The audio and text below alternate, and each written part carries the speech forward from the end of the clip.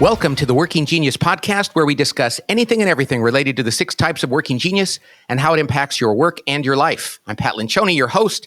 I have a full studio full of people today. We're going to do this. How are you all doing? Tracy, Bo, Cody, and Matt on mic today. How are you guys doing? Great.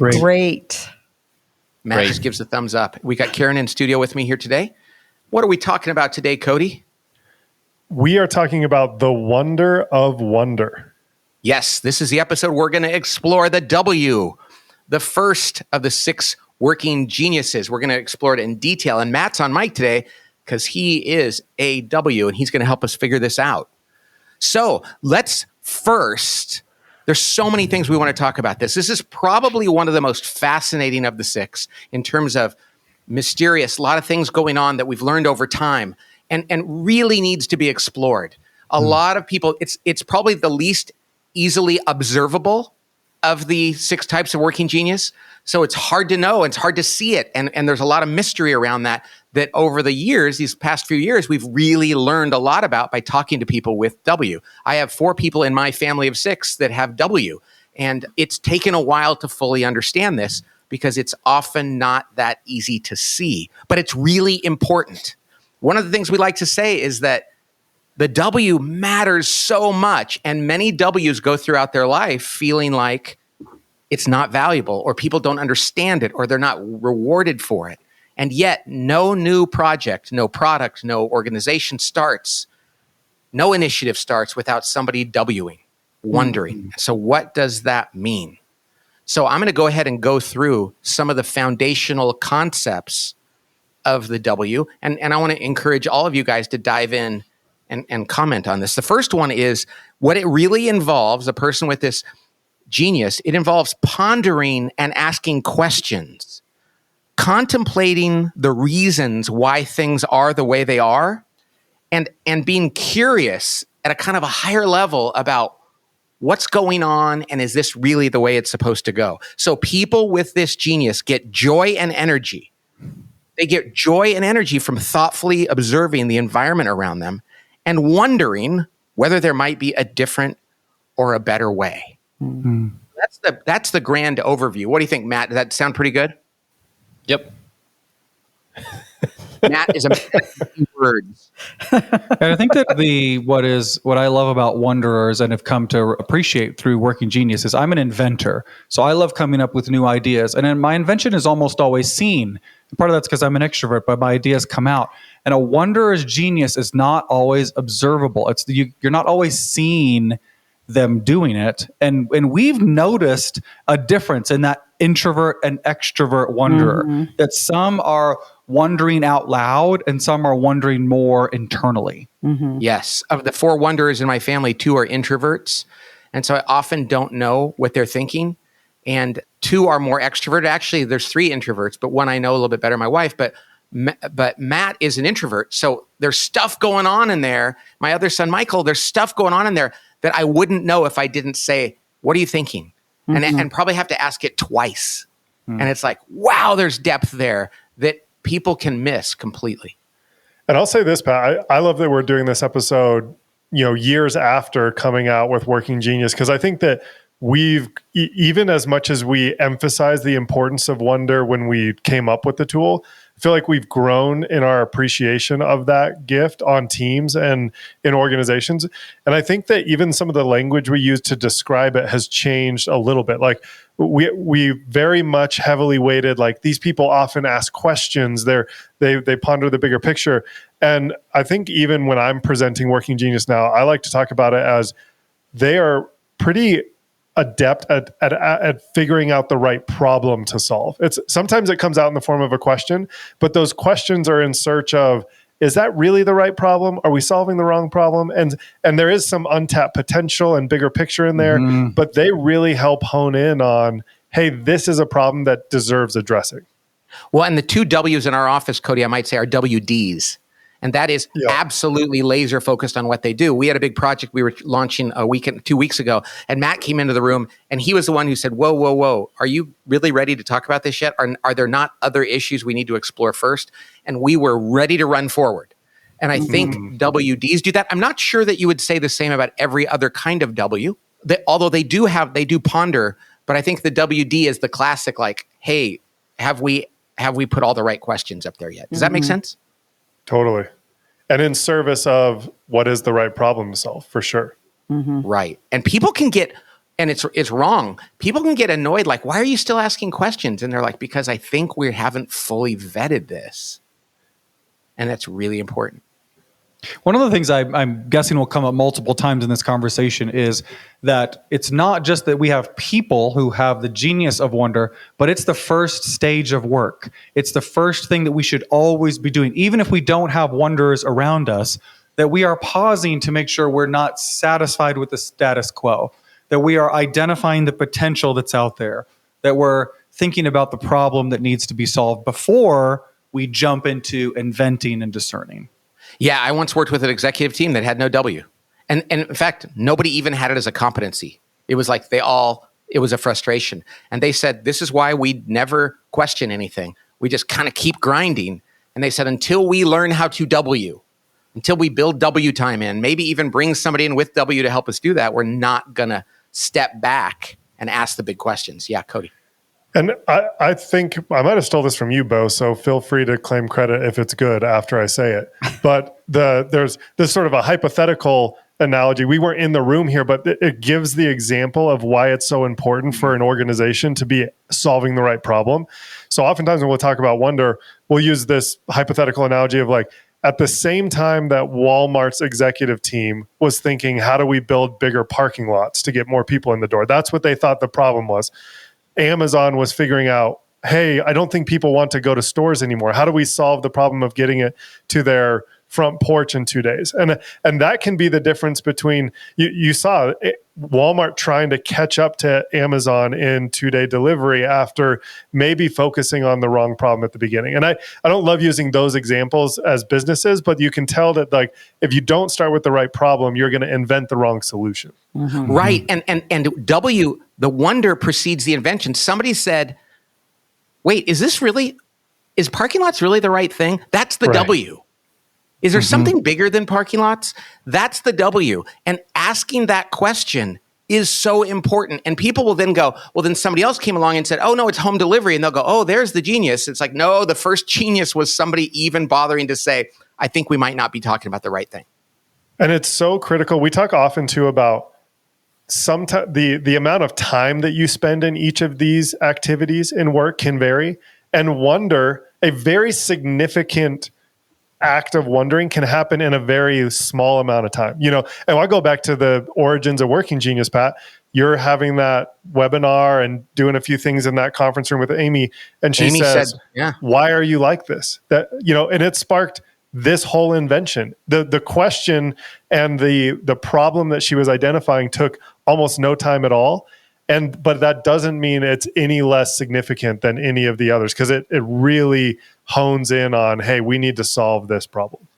Right. One of the things we talk about with Working Genius and with W is the elevation, and W happens at the highest elevation.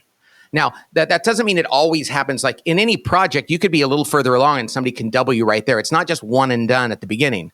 But at 50,000 feet, head in the clouds, that is where W starts. Now, and if you go to T, that's down at 5 feet where the plane is landing. So the elevation of W is very high. It's also the first part of the first two, WI, which is ideation. So W is both high up there in the clouds elevation, and it's part of ideation in the first two. And then finally, as a result of being above the line there, it's also not a disruptive genius, but a responsive one, where it's looking around at what the environment is providing and responding to it. So I think we need to reiterate that. It's responsive, it's part of ideation, and it happens really high up in the altitude. Can you say a little bit more about the nature of wonder being responsive? Yeah, it's interesting. Responsive and disruptive, I think, is so interesting. We totally stumbled upon that. It's not something we just looked at it and said, hey, responsive is letting other things or people or situations provoke action. So they don't sit around and go, I want to go wonder about something. What should I wonder about? Whatever it is that's in front of them provokes their wonder. And so they're responding to if they're in a meeting to what other people are saying. If they're in a business, they're looking around the things, and they're provoked by what they see and what they experience. So it's very much prompted by others or by other situations, not by their own decision. It's like, I think I'll wonder right now. They can't help it. That's why it's a genius. Does that make sense? Did that answer that question, Bo? Oh, it totally makes sense. And I'll say even, we talked about this with introvert extroverts, the idea of how you utilize a wonder on a team, like, Matt, sometimes you have to provoke them. It's sort of the same way that an inventor thinks like, oh, everybody can do this. Or a discerner goes, why can't everybody see the right solution? Wonders, I feel like, are sitting there like, well, these yellow flags, these things in my gut, everyone can see them. And sometimes you have to kind of pull that out of them. And so a great way of giving an opportunity for a wonderer to talk about the things that are in their brain or the questions they're asking or the potential that's untapped is, like, Matt, you're in charge of the podcast and I know you have wonder. And is there anything you're thinking about with regards to the content or the opportunity or the listeners or cross promotion or anything like that? And you ask, and Matt will give you 3 or 4 or 5 answers. There's stuff going on in there you might not necessarily know about it, especially if they happen to be an introvert. Yeah, I was going to say Joel in our office is a WD, just like Matt. And it's crazy how different they look because Joel is an extrovert and he will just come right out and he asks the questions. In fact, Matt, sometimes you get overwhelmed by Joel's W. His W is so prominent and out there. Hey, what about this? Hey, what about this? Yeah, exactly. Hey, what about this? Yeah. This is a good time for one of your yeps, Matt. A really good time to go, yep. Yes. Well, I want to ask Matt this. I want to say, Matt, after we've listened to this whole thing, you've listened to us set this whole thing up. You're sitting there, you're our resident W here on the podcast. What are you thinking? What's going through your mind? Like, what's hitting you? What's resonating? So one thing is that, like, one of the things that I think is most helpful about the Working Genius, I think, for W's is that it gives kind of an explanation as to why some people are impatient with the W and why you were saying it can be annoying in certain situations. One is what you just touched on, which is the kind of idea that it's like an iceberg. Like, we give you a little bit. We're not very proactive. I mean, obviously it depends on whether you're an extrovert or if your second genius is disruptive, but we tend to keep most of it in our heads. So if we're asked, then we can give you answers. But if we're not, then it sometimes looks like we're just not being proactive or that we care or something like that. The other one is that there is an angst to it that I think is pretty inherent to W's. I don't think it's just an introvert thing or it's inherent to the genius of wonder, the people that have it, that Cody mentioned, the yellow flags that we raise. People can get annoyed by that, especially if it's a project that's further down the line, if there's people that are already in the T stage, or if they're trying to get people galvanized around something and then a wonderer is raising these yellow flags. That can seem annoying because of the angst that comes with it, but it is just in service of the same thing that every other genius is doing, which is trying to make that project effective. And that we can't help but think about those things. Right. That's the thing. It's part of the genius. And so it's like, they're not doing that to throw a wrench in things. They're doing that because they're afraid somebody needs to throw a wrench in before things get too far down the road. I resonate with that it can be annoying. And or going to appear annoying. And I'll say, for me, sometimes it is annoying because I'm ready to go on and get to galvanizing and get some things moving. Because you're an IG, you're a double disruptive. And Pat, the way that you laid it out, hey, it's the first phase of work. It's a little bit more responsive. It's the higher elevation. And then Cody, you said it can be brief. Well, then we move on down through the other phases of work. I guess I'm thinking about 2 things. First of all, does that mean that wonder is kind of one and done? Once we've done it, we move on from it. And second, any advice that you would give to wonderers that when it's time and important for them to raise that yellow flag, how should you do that in a way that it can be heard? Oh yeah. Are you asking that of Matt or me? Yes. I've got some answers for you. So I can. Oh, good. You go, Matt. I was hoping you would.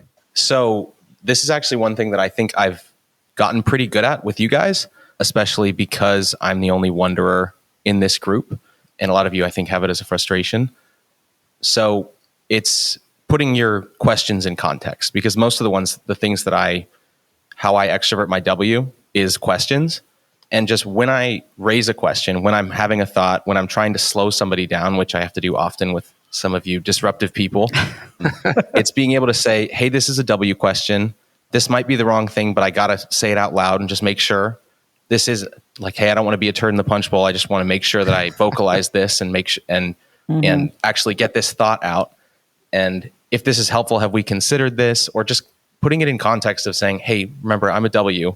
These are the kind of questions I come up with naturally. I'm going to ask them, or else I'm just going to be sitting here thinking that, it's unhelpful, or we might be going down a path that if I might be able to see is the wrong path now.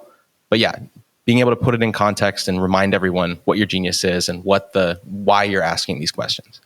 It works too. When you do that, our whole posture changes about what you're saying. It really works. It's kind of anticipating potential objections, and that really makes a difference. Did you have another one, Matt? Nope. I'll let you know if I do. Actually, I won't. You can ask me again, but I'll let you know. Actually, I won't. That's exactly right. The other word I want to explore here is the word nuance, which is something that is really important in the world of the W. And I'm going to let you do that, Matt. There's nuances. Some people see the world as black and white. A W has so much nuance. And tell us about how that works for you. I will rarely declare something with absolute certainty. And this is something that's, I think, frustrated you a lot in both our lives together and in the office. But when I didn't understand it, you're right. Yeah, I guess. But is that I won't agree with something if there's any kind of caveat that I can't 100% confidently assert. And it is, I think it's synonymous with stubbornness, but it's not out of the need to be stubborn and to be annoying. It's that there's certain things where if I'm not confident about something, or if I don't think that I can 100% say something is true, I will not assert that. And there is definitely an element of stubbornness in there, but that's not the core of it.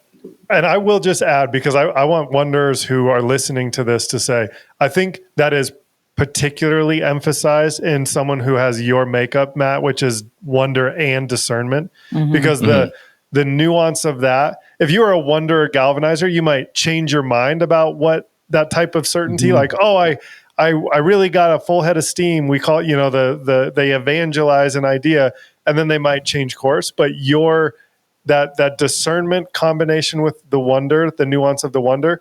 I mean, we've had this conversation many times. If you ask you, what is the, top book or best movie, or if there's any level of caveat to these things, you need to provide tons of context to say, like, well, right. I don't really think that's how it works. I'm going to give you my top 5, something like that. Yeah. And I think also the WD is a hard, or at least for me, because they happen pretty simultaneously, it's sometimes hard to separate the two because they're both internal. They're both very similar in the way that they're responsive. They're responding to things around me. So there are probably some things that I'll say that are applied to W's that might just apply to the WD, but that's the only perspective that I've got. So, and that's what's so hard about this, Matt, is analyzing just a genius outside of the pairing. It's because we're really trying to do surgery here, extract the W all by itself and say, what does the W alone teach us? But I think that nuance is definitely there. I think there's not wanting to necessarily drive to closure because it's like, oh, there's more information that's coming up. It's definitely responsive, and it's definitely in ideation, which is why people that have WT, I mean, can you relate to that, Matt? So when we look at, you're a WD, WT has got both of the most on the opposite ends of the whole spectrum. How do you relate to that, being that you share a W with them? Is that hard to relate, or do you think there's a lot in common? I think I get it. I think there's a lot in common. I think the difference is that WT is about doing things, and WD is like figuring things out. Like if I really want to make sense of something, if I want to organize something, and it does get annoying, and I can't imagine it's even close to as annoying as when a WT experiences something like this. But when I'm trying to organize something or make sense of something, and then my W says, or, I have the thought that's like, oh, the way that I'm putting it together right now, that's not going to be the way that's going to work down the line. If I keep going in this fashion, it's like the cul-de-sac idea that I've explained before. Like you keep walking down the street, then you walk down a cul-de-sac, then, it's kind of easier for a W to say, oh, this is not going to continue. So I'm going to go back to the street and I'm going to keep trying. And for me, it's figuring things out like that. Like I remember that used to be how I would write papers in college. I'd write a bunch of paper and then I'd step back, look at it, say, this isn't going to be the paper I want it to be down the line if I continue writing it like this. So it was annoying to then have to go back and kind of restart the process because I asked that question. But for a WT, when you're so far down the line and you want to get things done, that, turbulence probably sucks a lot. After that eloquent thing, that turbulence, it probably sucks a lot. I love it. Karen just wrote a question, Matt. How do you look back and look at W as a kid? Knowing that your parents didn't know what it was, you didn't know what it was, but how do you retroactively look back and go, wow, this is what was going on as a result of my W, if you can do that? Yeah, I think things just didn't feel very simple. I think for a lot of other people around me that might have been, and obviously this isn't just isolated to the W, there's personal things and the way someone's brought up and all that, but that things, it seemed like I was slower to do things. I was slower to come to conclusions about things. I was slower to be sure that something was the right idea. Making decisions was harder because I think I would ponder them for longer. And like I said, it's the same thing as it's hard to come to a conclusion where you're 100% sure about something. And I often tell W's, like I've told Mikey, my brother, this, and other W's that right when you think you're sure about something, you're going to flip to the other one. And I think that applies to a lot of W's. Again, that's my WD perspective, but a lot of times right when I'm about to the point where I think something is 100% the right decision, then I'm convinced of the opposite. I've seen that in many W's. So I think that's partially what I felt when I was a kid. It felt like it just took longer for me to make decisions and feel like I was confident about something. One of the words we use for W's is many of them really are old souls. Like when you see a kid who's a W, you're like, oh, there's more going on there. They're not like, oh, well, here's where we go. I'll get ice cream. I'll do this. They're like thinking about more and there's more going on. And for parents to understand that sometimes it's so good. They can be quite sensitive because there's so many nuances there and they're pondering so many things. So when you're raising your kids and you think they're all ETs, like just do what I say and finish it. Your homework is done. I told you to do your homework. Let me know it's done. And then we can go. W's have a lot more going on that they have to process. Yeah, Bo? So I'd love to know your advice, Matt, to somebody with wonder if you're constantly thinking about, the what ifs or the other idea. In the world of work, we're constantly having to make decisions, which means we're often having to make imperfect decisions. So what's your guidance to somebody with wonder who might be sitting in a meeting or having to make a decision knowing, oh, I'm only 60% sure, or I can still see the potential downsides or the opportunity if we were to do the other decision? How do you guide that person? I mean, it's hard to give advice on something that's still very difficult for me in situations like that because I'm not great at it, I don't think. And you're nuanced. Yeah. There's an asterisk. Good enough is helpful because I think we tend to make the perfect the enemy of the good. Like that's good enough is a helpful thing to be able to say. And also, it's like being able to say, okay, this is what is, I don't know how to describe this. This is something that I think about as like right now, if I make this decision, this is the parts of the decision that I can't go back on. But there are still parts of this project or something that can be tweaked down the line. So like these are the sections that I'm married to. I may not be okay that with every single bit of this plan that we just made or this decision that we made. I know that these ones we're not going to be able to go back on, but because it's just these ones, we can tweak the rest of it. Then it makes it more okay. I don't know if that makes sense, but that's one way that I can avoid being super slow in making decisions and not feeling quite as angsty when we do make decisions. And I think, Matt, to add to that, I think you have an amazing ability to rely on your team as well. I think you've given up some of that angst because you know that the team around you is helping to guide that decision. So I've seen you sort of give up some of that control to your teammates, and that's pretty cool. And that's one of the beauties of this is working genius. Matt saying, I have W, so I am going to be, if we're in a meeting, he might very well say, hey, and we're like, should we do it? He might very well say, hey, don't look at me because I will come up with more reasons not to. That's not an excuse for, he's saying like, that's not my gift. I will cede the final decision to you when I can. Now there's times in life he has to make a decision, but why do the thing that you're not best at? you know? And so he can say to team members, hey, I love that you're decisive. You go for it. I've given you all my input. Right now, I think somebody else being decisive will be good. Mm-hmm. So I was going to say that it's been so fun to hear you process sort of what goes on internally in a wonder, someone who possesses that genius. And you used a word many times as you were processing the internal element that I think it also goes external, which is annoying, right? So I think that you feel this internal annoyance. And I think it's important to talk about how that plays out on teams where we're in a meeting, and especially as a galvanizer. I was just telling Bo earlier today, I just galvanized my father-in-law who has Wonder. We made a plan. We're about to execute the plan, and we get to the point where we're no longer in Wonder mode again, and he thinks, oh boy, starts second guessing the plan. You know, like, is this something we should do? And this is what we often say: galvanizing is not a one-time activity, and with Wonders, it's certainly not even a 2 or 3 times activity. It's what I found as very helpful. So I say that a little tongue in cheek, but what I found very helpful is using Working Genius, even as a communication tool to get everyone on the same page as a galvanizer, is to say, we get to a point where we're executing the plan. And I will go back and say, hey, remember the problem we're trying to solve. We started with this question about how do we grow the podcast or whatever the thing we were doing. Then here's the invention, the few inventions we came up with. And we said no to this one. So you're kind of describing the process of all the way from Wonder through galvanizing. And I think that does give context and more peace to the Wanderer to say, oh yeah, I'm reorienting the context of this decision. I remember what was all considered going into it. So I wonder, I wonder, I didn't mean to say it that way, but I wonder as you hear that, Matt, when we get to that stage, because it really is important. I think there's a bunch of times where a Wanderer has asked a question at a later stage of work and it has caused us to course correct. But when we are executing a plan, is that helpful for you as the Wanderer to go through the entire process and say, remember the context of these decisions?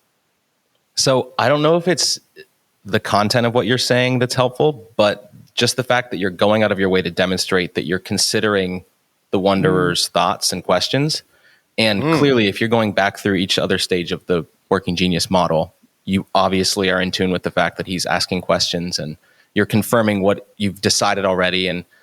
But I think even more than the content of it, of what you're saying, is the fact that, I mean, that's what we talked about with the crave, right? It's consideration for the Wanderer. So even if it's not going through every single detail of what we've done, like this is how the problem we're trying to solve, this is what we came up with that we're going to solve it. This is what we thought, why we thought it was going to make sense. And then you galvanize it.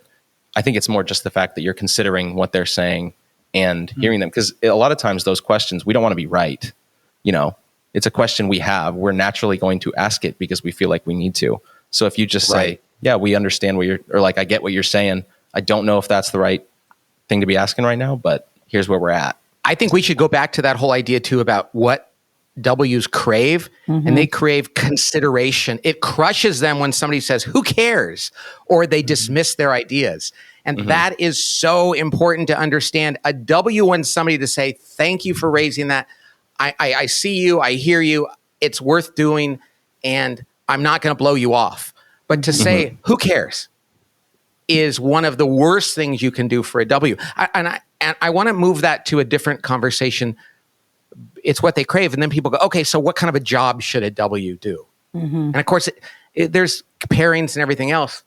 But like I'm looking outside the glass here from our podcast studio, atop the 100-story building in Manhattan. I'm just kidding.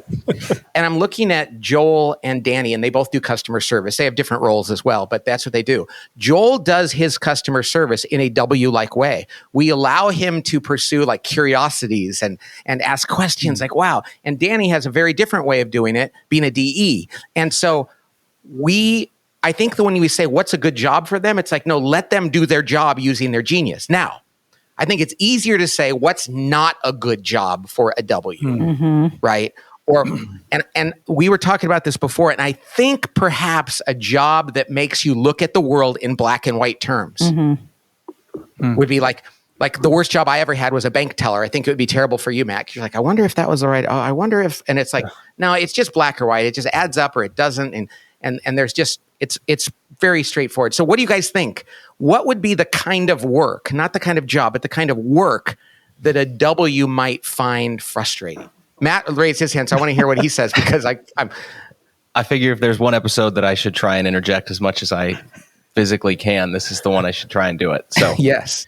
I'll do all the other ones, Matt. Thanks, Bo. Thank you a lot. I think it's less, for W at least, I think it might be a little less about the tasks than some of the other ones, like galvanizing and tenacity. They're pretty cut and dry. And invention, it's like you want to be able to be creative and stuff like that. But with Wonder, I think it's less prescriptive with regards to the tasks. I think it's more just having the ability to ask those questions and vocalize your wonder and people asking you what you're thinking more than, because it's not really as much of a task as some of the other ones that are closer to the ground. So it's just being able to work in a place where you can do that and people hear you and when people ask you for that. Now everybody else's hands went up too. I want to hear what Tracy, what were you thinking? What would not be the right kind of job for W? I was thinking any job that required a quick decisions, like really fast, quick, rapid fire decisions. That would be torture for you, Matt. Mm-hmm. In the New York Stock Exchange, buy, sell. It's like, I don't know. I don't know. I wondered if for a Wonder that really nailing the openness of a culture to questions, to opportunity, or is the job environment, whether it's accounting or ministry or landscape architecture, that people would say, well, we've always done it this way. That would be crushing to a Wanderer. Mm-hmm. Yeah, like Joel. Like Joel, his job is, a lot of customer service, discernment, tenacity, like things that are lower down the line or lower in the altitude, but he has a ton of permission to figure out where things can be improved and ask questions and come up with new ways to answer questions and better ways to do things. That he loves it.